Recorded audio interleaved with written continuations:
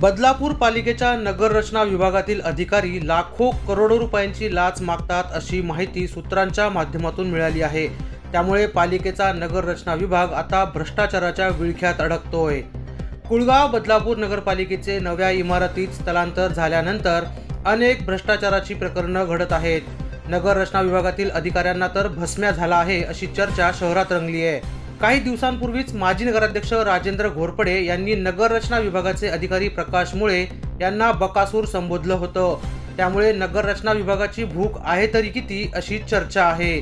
सूत्रांनी सांगितल्यानुसार नगररचना विभागातील सही करणाऱ्या अधिकाऱ्यांनी तब्बल 50 लाख रुपये मागितल्याची माहिती दिली आहे।